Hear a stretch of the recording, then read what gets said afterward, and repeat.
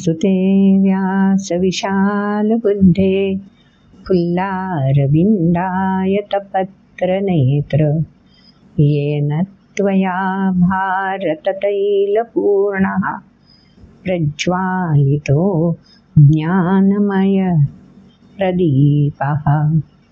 नारायणं नमस्कृत्य नरं चैव नरोत्तमं देवीं सरस्वतीं व्यासं ततो जयमुदीरयेत्।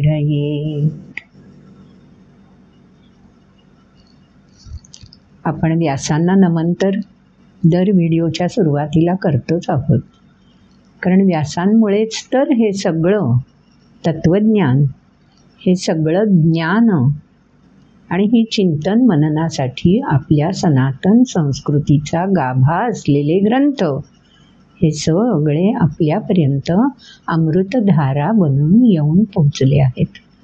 त्यामुळे स्वाभाविक पहिलं नमन व्यासमुनींना करायलाच हवं. त्यानंतर आपण नारायणाला नमस्कार करतोय आणि नरायण चैव नरोत्तमम म्हणजे नर आणि नारायण यांना नमस्कार करतोय.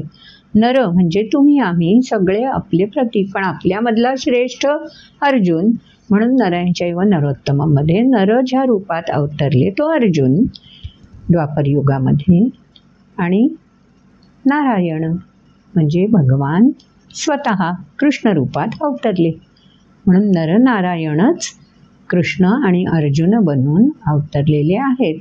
आणि त्यांच्या माध्यमातून भगवद्गीता जी महाभारत ग्रंथात समाविष्ट आहे ती आपल्यापर्यंत आलेली आहे.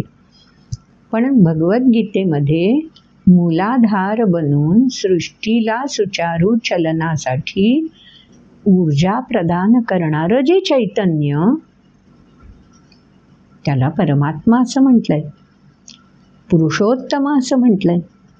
मग ह्या पुरुषोत्तम परमात्म्यालाही नमन करायलाच हवं ना. आणि एक वार नाही, दोन वार नाही, आयुष्यभर याला नमन करायला हवं ना. म्हणून तर आमच्या सनातन संस्कृतीमध्ये दर दिवशी संध्याकाळी देवापाशी दीप प्रज्वलित केला की आपोआप हात जोडले जातात आणि शुभं करोति कल्याणं आरोग्यं धनसंपदा शत्रुबुद्धिविनाशाय दीपज्योती नमोस्तुते. सहज म्हटलं जातं ना. शुभं करोति करायचंय, शुभ कल्याणं, कल्याण म्हणजे जे हितकारक आहे ते. कसं हित? शाश्वत हित. आता गीता सगळी ऐकली आपण, तेव्हा शाश्वत हित जे शुभकारक आहे, कोणासाठी? व्यक्तिगतसाठी नाही, फक्त सृष्टीच्या सुचारू चलनासाठी जे शुभ आहे ते करोती, अशी प्रार्थना आपण सहजपणे म्हणतो. आणि हे करत असताना आरोग्यम धनसंपदा, निरोगी विचार, कसर लागलेली बुद्धी नाही उपयोगी. शुद्ध सात्विक ज्ञानाची प्रचिती ज्या बुद्धीमध्ये रुजलेली आहे अशी बुद्धी म्हणजे धनसंपदा. म्हणून आरोग्य हे ज्ञानामुळे आहे आणि ज्ञान हे बुद्धीमध्ये स्थिरावलेलं आहे. म्हणून बुद्धीशी जोडून असलेलं ज्ञान हीच खरी धनसंपदा. तेही या प्रार्थनेमध्ये आपल्याला उलगडतं. त्याच्यानंतर आपण काय म्हणतो बरं? दीपज्योती नमोस्तुते. तेजाची आरती करणं हा आपला सनातन संस्कृतीचा धर्म आहे, नियत कर्म आहे. मग ह्या तेजाची आरती करायची म्हणजे हे तेज कुठे आहे, त्या तेजाचं वर्णन काय आहे, तेही आपल्या संस्कृतीमध्ये आपल्यापर्यंत येऊन पोहोचलेलं आहे. कोणी पोहोचवलंय नाही माहिती. ज्यावेळी ज्या ऋषीमुनींना ज्या प्रकारे स्तोत्र सुचली, स्तवन करावीची वाटली त्या परमात्म चैतन्य ऊर्जा स्रोताची, त्याप्रमाणे त्यांनी सहजपणे अशी स्तोत्र रचलेली आहेत, अशी स्तवनं सहजपणे केलेली आहेत. त्यातलंच एक हे शांताकारं भुजगशयनं. सुरुवातीला आपण ते ऐकूया आणि त्यानंतरचं त्याच्यावरचं विवेचन लक्षात घेऊया. तेव्हा ऐकूया आपल्या सगळ्यांच्या परिचयाचं असलेलं हे छोटंसं स्तोत्र. शांताकारं भुजगशयनं पद्मनाभं सुरेशं विश्वाधारं गगनसदृशं मेघवर्णं शुभांगं लक्ष्मीकान्तं कमलनयने योगिभिर्ध्यानगम्यं वन्दे विष्णुं भवभयहरं सर्वलोकैकनाथं. यं ब्रह्मा वरुणेन्द्ररुद्रमरुतस्तुन्वन्ति दिव्यैस्तवैः वेदैः साङ्गपदक्रमोपनिषदैर्गायन्ति यं सामगाः. ध्यानावस्थिततद्गतेन मनसा पश्यन्ति यं योगिनो यस्यान्तन्न विदुःसुरासुरगणा देवाय तस्मै नमः. भगवान गोपाल कृष्ण महाराज की जय. श्रीमद्भगवद्गीता माता की जय. ज्ञानेश्वर महाराज की जय. जय जय रघुवीर समर्थ. जरा वेगळ्या चालीत म्हटलेलं हे स्तवन छान वाटतंय ना. आपली नेहमीची चाल काही वाईट नाहीच आहे, चांगलीच आहे. आपल्याला हवंय त्या चालीत म्हणावं, कारण मुळातच त्या स्तोत्रामध्ये लयबद्धता आहेच. त्यामुळे आपल्याला जी लय भावते, आवडते, सवयीची होते त्या लयीमध्ये ते स्तोत्र म्हटलं तर काहीच हरकत नसते. पण म्हणताना भाव मात्र पूर्ण त्याच्याशीच निष्ठापूर्वक आपण जोडलेलं राहायला हवं. तोच आपला स्वभाव बनून जायला हवा. मग या स्तोत्रामध्ये एवढं काय सांगितलंय की जो आपला स्वभाव बनावा? पहिला शब्द आहे शांताकारम. आकार आणि त्याला विशेषण शांत. इथंच सुरुवात होते ना समजून घ्यायला. आकार आणि शांत हे दोन्ही कसा उलगडा असेल बरं? तेव्हा शांत, एखाद्या जलाशयाच्या किनाऱ्यावर आपण बसलेले असलो तर आपण म्हणतो पाणी किती शांत वाहत आहे. शांत हा शब्द कशाशी जोडलेला आहे? अर्थात लयबद्ध स्पंदनांशी. मग ही लयबद्ध स्पंदनं आकाराशी जोडली तर लयबद्ध राहू शकतील का? अवघड आहे ना. कारण आकार म्हणजे सीमा, आणि सीमा ही स्पंदनांना कधीच मान्य नसते. तेव्हा सीमेपल्याड जाण्यासाठी ही स्पंदनं गतिमान होण्याचा प्रयत्न करत असतात. आणि म्हणून शांत आकारम असं जेव्हा एकत्र विशेषण ह्या शाश्वत चैतन्य ऊर्जा स्रोतासाठी वापरलं गेलं आहे, तेव्हा निश्चितचपणे आकाराचा जिथे लय होऊन जातो त्याला म्हणायचं शांताकारम. तेव्हा आकार असूनही आकाराचा लय झालेला असं ज्याच्या ठायी प्रतीत होतं त्याला आम्ही नमन करत आहोत. दुसरा शब्द आहे भुजग शयनम. भुजग, जग गतिमान असणं, भू धरा, धराच गतिमान आहे आणि या धरेलाच ज्यानी शयन म्हणजे स्थिती, गतिमान असलेल्या धरेला ज्यानी स्थिती स्थैर्य प्रदान केलेलं आहे. कारण धरतीच तर आपल्या सर्वांसाठी स्थिरता प्रदान करत असते ना. म्हणजे या धरतीमध्ये जे चैतन्य प्रवेश करून स्थिरता प्रदान करतं. भुजग शयनम. आणि हे भुजग शयनम करताना भुजग म्हणजे सर्प हा पण आपल्याला एक अर्थ नेहमीच्या वास्तवामध्ये जीवनामध्ये माहिती आहे. आणि ह्या भुजग म्हणजे सर्प, शेषनाग, याच्यावरती शयन करणारा. नागाचं वैशिष्ट्य काय असतं? नाग जेव्हा तजेलदार बनतो, गतिमान बनतो, जेव्हा त्याची कात म्हणजे स्किन, कातडी, त्वचा, जेव्हा तो बाकीच्या देहापासून मुक्त करतो, कात टाकतो म्हणतो ना आपण, त्यावेळी साप, नाग अतिशय चपळ बनतात, कार्यप्रवण होतात. अशा कार्यप्रवणतेला शयन म्हणजे विशिष्ट स्थिती प्राप्त करून देणं. कोणत्याही दिशेने कार्यप्रवाह चाललेला काही साध्य नाही ना करू शकत, म्हणून भुजग शयनम. साक्षात चैतन्य स्रोतासाठी हे शब्द आलेले आहेत. किती ऋषीमुनींचं चिंतन व्यापक असेल त्याचा उलगडा याच्यावरून आपल्याला होतो. पुढचा शब्द आहे पद्मनाभम सुरेशम. सुर म्हणजे देवगण, त्यांचाही स्वामी, आणि तो स्वामी पद्मनाभ. पद्म म्हणजे कमल, नाभ म्हणजे कमल नाल. नालच तर कमळाचं पोषण करत असते ना. तेव्हा नाभ आपल्या मानवाच्या विज्ञानाने पण सांगून दिलंय की नाभ, नाभीस्थान, नाभी हा असा शरीराचा घटक आहे, अवयव आहे की ज्या ठिकाणी शरीराच्या वहन करणाऱ्या रसाचं, रक्ताचं,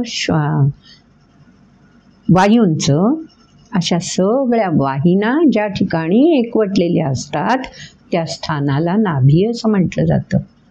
कारण त्याच ठिकाणाहून पोषणाची किमया घडत असते. म्हणून पद्म, कमलाची उपमा नाभीला दिलेली आहे. पोषण करता. कमलाचं विशेषण काय आहे? रद्रदलेल्या चिखलामध्ये असून सुद्धा कमल हे साक्षात सतत एकतर सूर्याकडे किंवा चंद्राकडे कायम प्रकाशित होत असतं. म्हणजे ऊर्जा स्वीकारण्यासाठी एकतर सूर्याची ऊर्जा स्वीकारणं, तेज संपन्न होणं, किंवा चंद्राची शीतलता, औषधित्व स्वीकारणं, यासाठी कमल नेहमीच जेव्हा उमलतं तेव्हा सज्ज असतं. हेच पद्मनाभमध्ये अपेक्षित आहे.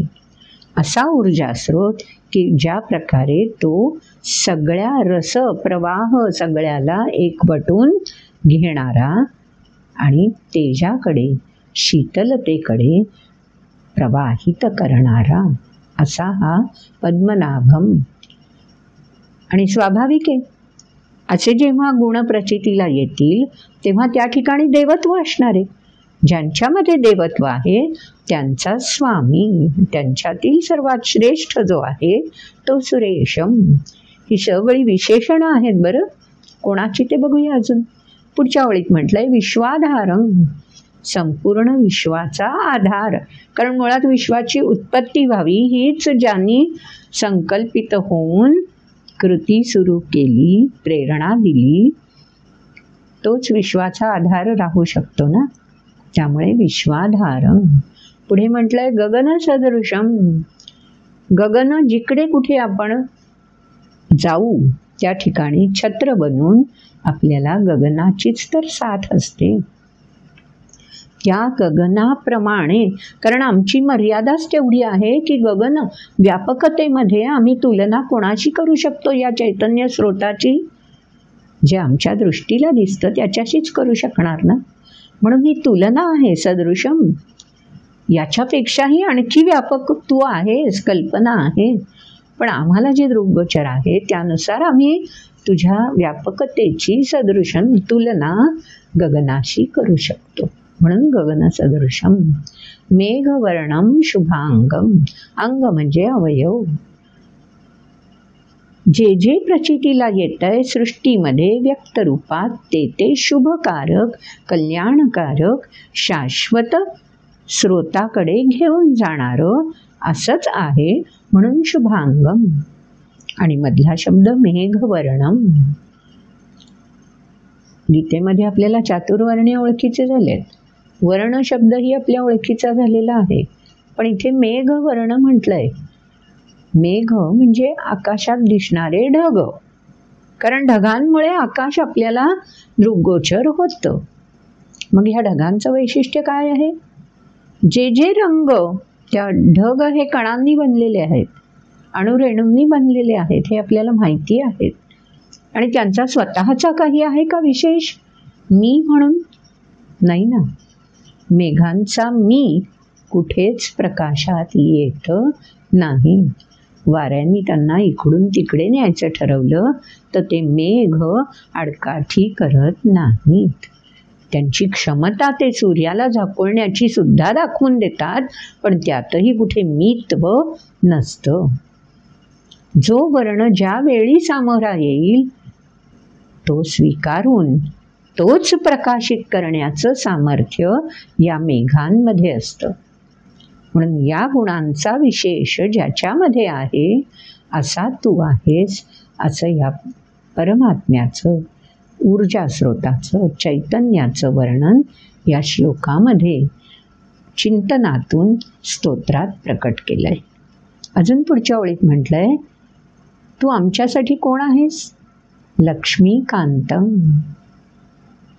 कांत म्हणजे पालन करता, रक्षण करता, म्हणजेच स्थिर करणारा, स्थैर्याची प्रचिती देणारा. कोणाला? चंचल लक्ष्मीला. लक्ष्मी चंचल का आहे बरं? कारण ती अमृतमंथनातून आलेली आहे. आणि समुद्र अखंड लाटांच्या गर्जनेसह लाटांसहच प्रचितीला येतो ना. लाटांशिवाय समुद्र आपण विचार तरी करू शकतो? दृग्गोचर होऊ शकतो कधी असा समुद्र? आणि त्याची पुत्री जर लक्ष्मी आहे तर ती सुद्धा सतत आंदोलत राहणारीच असणार ना. अशी ही चंचल लक्ष्मी आहे. तिचा कांत समुद्राला आगोशात घेणं सोपी गोष्ट नाही आहे ना. भल्या भल्यांना या लाटांचे तडाखे फोडून काढतात, तसाच या लक्ष्मीचा प्रताप असणार आहे ना. मग तिचं स्वामित्व स्वीकारणं हे बाकीचे सगळे शांताकारं भुजगशयनं पद्मनाभं सुरेशं विश्वाधारं गगनसदृशं मेघवर्णं शुभांगं, हे सगळे गुण एका ठाई एकवटल्याशिवाय अशा सतत आंदोलित असणाऱ्या या चंचल लक्ष्मीला स्वामी बनवून स्वीकारणं सोपी गोष्ट नाही आहे ना. म्हणून लक्ष्मीकांतम. आणि हे स्वीकारत असताना दृष्टिकोन कसा आहे? कमल नयन आहे. केवळ लक्ष्मी नाही, तर असं जे जे कोणी आहे त्या सर्वांसाठी स्थैर्य प्रदान करण्याची दृष्टी देणारा कमलनयन आहे. आणि हे सगळं कोणाला जाणवतं? योगीभिः ध्यानगम्यम. ध्यानगम्य. गम्य म्हणजे रत होणं, मग्न होणं, लीन होणं, गतिमान असणं. कशामध्ये? ध्यानामध्ये, एकाग्रतेमध्ये, चिंतनामध्ये, मननामध्ये मग्न असणं. मग जी व्यक्ती अशी मग्न असणारी आहे आणि तरीही गतिमान आहे चिंतनामध्ये, अशा व्यक्तीला म्हटलं जातं योगी. मग हे स्तोत्र ज्यांना स्फुरलं तेही योगीच असणार ना. आणि म्हणून त्यांनी स्वतःचीच आत्मप्रचिती या शब्दातून दिली, योगीभिः ध्यानगम्यम. मला जशी ही ध्यानगम्य असल्यावर प्रचिती मिळते या सगळ्या विशेषणांची, तशी जे कोणी योगी म्हणून स्थापित व्हायचा प्रयत्न करतील, चिंतन मननातून मग्न होऊन त्याचा ध्यास घेतील, त्या सगळ्यांना ही प्रचिती देणारा असा हा परमात्मा आहे, असा हा ऊर्जा स्रोत आहे, असे या ओळीत सांगून दिलं. अजून पुढच्या ओळीत काय म्हटलंय? वंदे विष्णू. आता चराचराशी व्यक्ताशी जोडलं. कारण व्यक्तामध्ये साकार झालं की त्याला नाम दिलं पाहिजे, त्याशिवाय साकारता प्रकटीकरणासाठी नाम आवश्यक. म्हणून मग विष्णू की जो पालन करता आहे. 3 रूपामध्ये या सृष्टीचा मेळ साधला जातो ना. एक उत्पत्ती करता, एक पालन करता आणि एक लय करता. मग स्वाभाविक ही सगळी विशेषणं ज्याच्यामध्ये एकवटलेली आहेत, तो लय करता असूच शकत नाही, तो उत्पत्ती करता पण नाही. मग तो कोण आहे? उत्पत्तीनंतर स्थिती, विकसन यासाठी ज्याचं सान्निध्य आहे सदैव, तो हा विष्णू. आणि त्याला काय करायचंय? वंदे विष्णू. खूप जवळचं नातं जोडलंय हो. आदरार्थी, बहुमान. आईला आपण आईच म्हणतो ना, अगं आई, ए आई, असंच प्रेमाने हाकारतो ना. कारण काळजातलं नातं तिथे जोडलेलं असतं, नाळ तिथेच जोडलेली असते ना. तसं या पालनकर्त्याची, योग्यांची सहज नाळ जोडली जाते. आणि म्हणून वंदे विष्णू असे शब्द सहजपणे उच्चारले जातात. कारण प्रत्येकालाच तो पालन करता म्हणून आश्वासित करत असतो. तो शब्द पुढे आला, भव भय हरम. भव म्हणजे ही चराचर सृष्टी की जी दृग्गोचर आहे, व्यक्त आहे. आणि व्यक्त आहे त्यामुळे तिच्यामध्ये द्वंद्व आहे, आणि द्वंद्व आहे म्हणून भय आहे. हे सगळं द्वंद्वामुळे भय असतं. द्वंद्व नसेल तिथे भयाचं कारणच नाही. शिवशक्ती अद्वय झालं की भयाचा संबंधच उरत नाही. पण जोपर्यंत शिवशक्ती आपापले खेळ खेळत असतात तोपर्यंत द्वंद्व आहे आणि भय देखील आहे. म्हणून भय आहे कुठे? सृष्टीशी जोडलेलं, म्हणून भव. मग भव भय हरम. या भवमध्ये, चक्रात गुरफटण्यामध्ये येण्याचं भय प्रत्येकाला आहे. ते भय राहू नये म्हणून प्रत्येक जण प्रयास करत असतो ना आपल्यापैकी. मग ते हरण करण्याची क्षमता प्रदान करणारा पालन करता. भय हरणाची क्षमता व्यक्तीला प्रदान करणारा.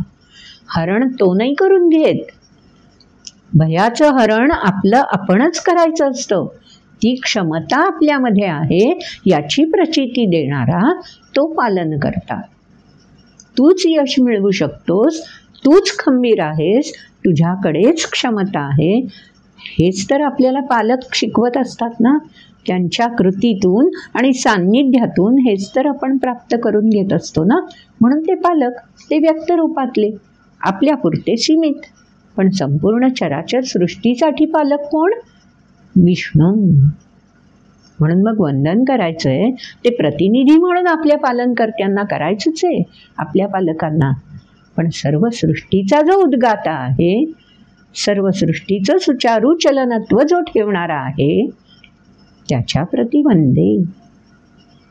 आणि म्हणून शेवटचा शब्द आहे श्लोकातला, स्तोत्रातला, सर्व लोक एकनाथम. नाथ म्हणजे स्वामित्व, अधिकार गाजवणारा नाहीये, जो सान्निध्यातून, सहवासातून प्रचिती देणारा. कोणाला? सर्व लोक. फक्त या पृथ्वीपुरतं सीमित नाहीये, संपूर्ण विश्वाला अशा प्रकारे सान्निध्यातून, सहवासातून ऊर्जेची प्रचिती देणारा. केवढी व्यापक आमची स्तोत्र आहेत, केवढा व्यापक अर्थ अशा छोट्या छोट्या विशेषणांमधून व्यक्त झालेला आहे, ते आपल्या लक्षात यावं म्हणून आवर्जून ह्या प्रार्थनेचा अर्थ आपण समजून घ्यायचा प्रयत्न करतो आहोत. याच्याच पुढे अजून दुसरा श्लोक आहे त्याच्याच संदर्भामध्ये की योगीभी ध्यानगम्यम. मग या योग्यांच्या कडून ज्या ज्या रूपामध्ये हे स्तोत्र गायलं जाईल, पालनकर्त्यांचं वर्णन वेगवेगळ्या प्रकारे केलं जाऊ शकतं. ते कोणाकोणाकडून केलं जाऊ शकतं, कुठे कुठे केलेलं आपल्याला आढळू शकतं, ते पण कळायला हवं ना. पुढच्या श्लोकामध्ये ते पण सांगून दिलंय. यम ब्रह्मा वरुणेंद्र रुद्र मरुतस. चाल कोणतीही लावा. काही जण या चालीत म्हणतात. आपण जे श्लोकांमध्ये ऐकलं त्याची चाल वेगळी आहे. पण त्याच्यामध्ये शब्द वेगवेगळ्या चालीत आले, लयीत आले, तरी अर्थ मात्र एकच आहे. इथे नाम दिलेले जे देव आहेत, ब्रह्मा, विष्णू, रुद्र, वरुण, मरुद्गण, ह्या सगळ्यांनी स्तुती केली आहे. कशी? अलौकिक असं वर्णन, अलौकिक अशा शब्दालंकारांनी ह्या परमात्म्याची, या ऊर्जा स्रोताची स्तवनं गायलेली आहेत, जी वेद, क्रम, अंग, पद आणि सामगायनाच्या रुचा या सगळ्यांमधून आपापल्या परीने श्रेष्ठ शब्दांचा उपयोग करून स्तवनं, अलौकिक अशी स्तवनं या सगळ्यांनी प्रकाशित केलेली आहेत. आणि एवढं प्रकाशित करूनही प्रत्येकाचा निष्कर्ष एकच आहे. ध्यानावस्थित तद्गतेन मनसा पश्यन्ति योगिनः. परत तेच सांगून दिलं की ध्यानावस्थित पश्यन्ति, जाणता येतं हो, दिसत नाही, जाणता येतं योगी बनणाऱ्या प्रत्येकाला. आणि काय जाणता येतं? एकमेव जाणता येतं एवढंच, यस्य अंतं न विदुः न एति. एवढंच जाणता येतं. कितीही ध्यान करा, तप करा, दशांगुळ शिल्लक उरलाय, मी पूर्णत्वाला नाहीच पोहोचू शकत आहे, कारण मी साकार आहे आणि तो शांताकार आहे. ज्याचा लयच होऊन गेलेला आहे त्याला पूर्णत्वाने जाणता कसं येणार? म्हणून तेच शेवटच्या वेळी सांगून दिलं, सुरसुरागणांना, देवांना ज्याचा थांग पूर्णपणे लागत नाही, तस्मै नमः. आमच्यासाठी तो देवच आहे. देवाय तस्मै नमः. असा जो परमात्मा आहे की तो फक्त जाणीवेच्या पातळीवर ज्ञानाने जाणता येतो, त्याच्या प्रती शतवार नमन. असे वेदांमधले ऋषींच्या मुखातून प्रकटलेली स्तोत्र, स्तवन जेव्हा आपण सहज समजून घेऊ, त्यांचा आशय लक्षात आला की काय ही स्तोत्र रोज छोटी छोटी म्हणायला हवीत, आणि ती म्हणत असताना किती तल्लीन एकाग्र चित्त व्हायला हवं, आपोआप होत जातं. सुरुवातीला नाही होणार कदाचित, पण झोपताना म्हणून तर बघा कशी ही स्तोत्र म्हणून बघितलीत ना की आपोआप सगळी स्पंदनं लयबद्ध व्हायला लागतात. जे काय दिवसभर उठाकपटक झालेली असेल ना, त्या अथांग लहरी निश्चितपणे लयबद्ध होतात. अगदी शांत आकार प्रत्यय नाही येणार, पण हळूहळू लयबद्धतेचा प्रत्यय मिळायला लागतो. त्यासाठी या छोट्या छोट्या प्रार्थना आपण नियमित वाणीद्वारे उच्चारायला हव्यात. ज्या चालीत आपल्याला सवय असेल त्या चालीत म्हणाव्यात, पण म्हणत राहायला हव्यात. करूया ना असं? सगळ्या गीतेचा गर्भितार्थ या छोट्या छोट्या प्रार्थनांमध्ये सहज उमटून जातो. तेव्हा पुन्हा ऐकालच, प्रार्थना ऐकाल, अर्थही ऐकाल आणि आचरणातून तो प्रतिबिंबित करायलाही लागालच. आपल्याला गीतेचं महात्म्यही जाणून घ्यायचं आहे, पण ते गीतेचं महात्म्य आपण वेगळ्या व्हिडिओमध्ये समजून घेऊया. या प्रार्थना छान चित्तामध्ये मुरवूया आणि त्या रोज वाणीद्वारे वास्तूमध्ये ती स्पंदनं पसरवत राहूया. मंदिरांमध्ये ही स्पंदनं पसरवूया, समाजामध्ये ही स्पंदनं पसरवूया. त्याचा लाभ संपूर्ण सृष्टीला विश्वाच्या कल्याणासाठी होणार आहे. तेव्हा हाही व्हिडिओ जर आपल्याला आवडला असला तर लाईक नक्की करा, शेअर तर आपण करालच. आजपर्यंत चॅनल सबस्क्राईब केला नसलात तर श्री गुरुकुलम न्यासा चॅनल सबस्क्राईब करा आणि बेल आयकॉन क्लिक केलं की आपल्याला नोटिफिकेशन मिळत राहील. भेटूया पुढच्या व्हिडिओमध्ये. नमस्कार.